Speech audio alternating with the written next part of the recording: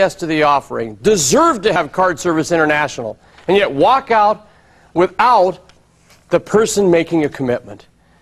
We're moving towards the actual closing of the sale, where you actually see us get the final commitment.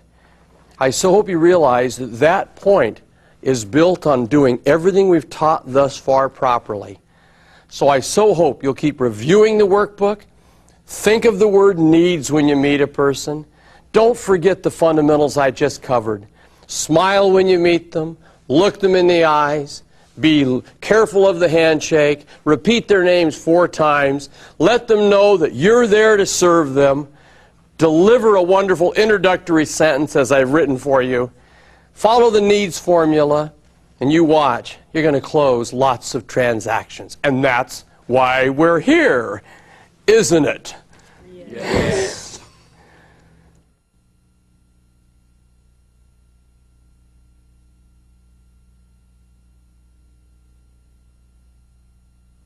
Card Service International presents The Energy of Sales Success with Tom Hopkins.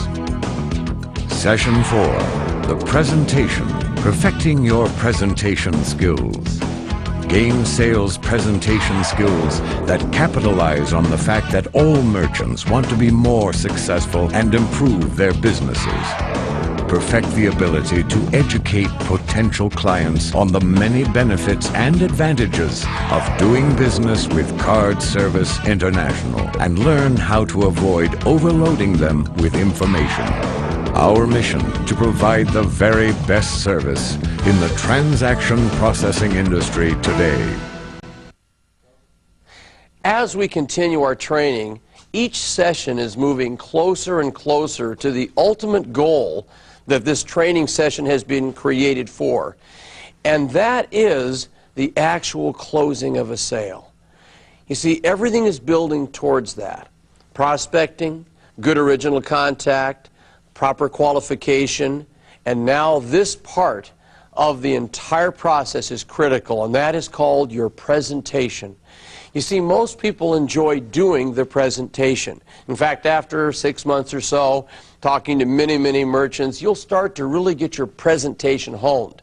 The challenge is, if you're great at presenting but not closing the sale, then what good is a great presentation?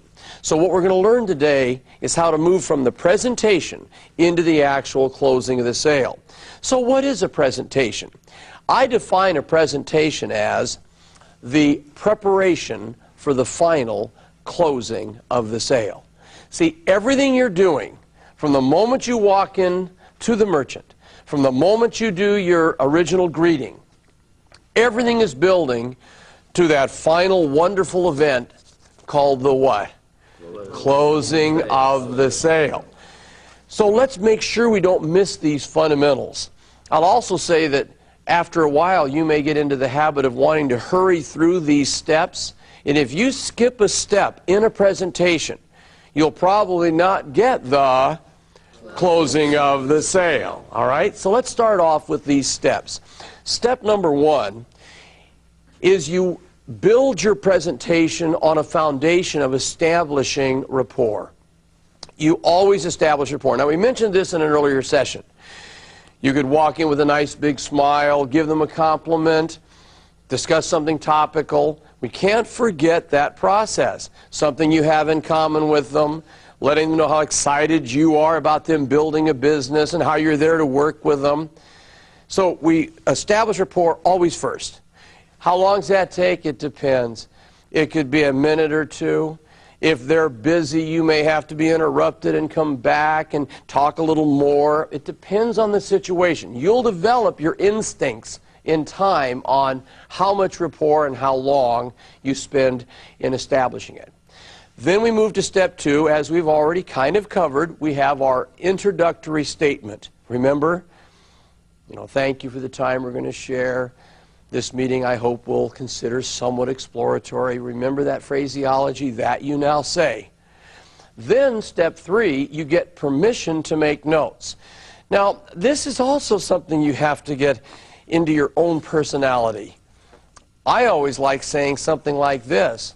After I've established rapport, got the introductory statement down, I might say, you know, John, I don't want to forget anything we discuss as we serve you over the years, so I hope you won't be offended if while we chat, I just make notes on my blank pad. Now what you're doing is getting out your what? Friend, and getting them used to making notes right in the beginning. See, if you think about other professions, doctors don't wing it. When they're asking about your symptoms and how you feel, they don't just listen, they're there making notes because they don't want to forget anything, you see. So now we have our friend out, it's right on top of our legal pad. Our application, our documentation and paperwork should be underneath 3 or 4 pages so that when it's time to go into the final closing, we aren't fumbling. We don't ever open a briefcase. It's all right here. Then we move to step number 4, and that is you present benefits. Now, when I say present benefits, you have wonderful brochures. I mean, the company has gone, I think, done an outstanding job of providing you with the very finest, high-quality, beautiful brochures. Never forget this, though. We never hand them anything that's printed that they can read until the time is right. If you hand it to them too soon, suddenly they get caught up in that and they're not hearing your verbal presentation, which is building this thing towards the final closing of the sale. I also want you to realize that if you use your 3-ring binder flip chart, if you flip open to different pages, there are 3 things that I think a merchant has to be satisfied with before they can make a financial decision.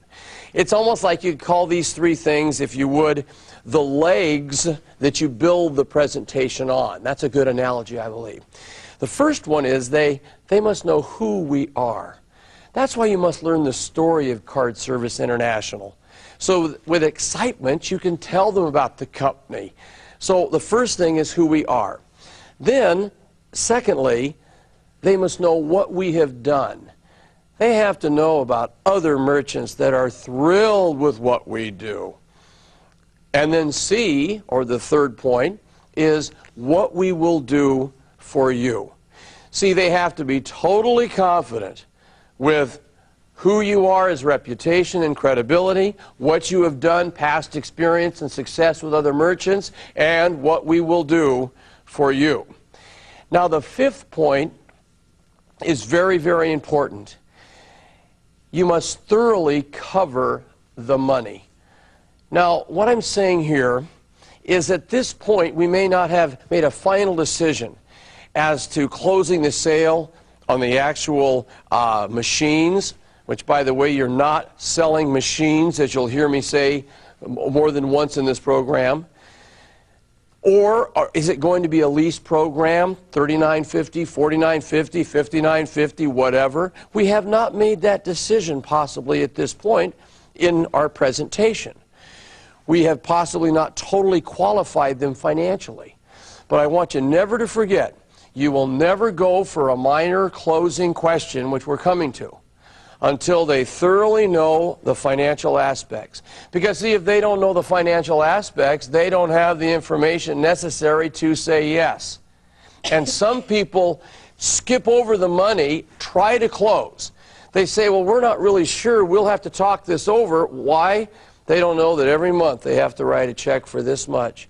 And people have to know the financial aspects before you'll ever close a sale. All right, the 6th step is what we call deliver a test close or your minor closing questions. Now, let me explain the difference. A test closing question, or you may have heard earlier in some of your training, the trial close, is nothing more than a little question that doesn't go so far as to ask them if they're going ahead or not, but sees how they're feeling about moving further. And this is not easy to teach. I want you to know that.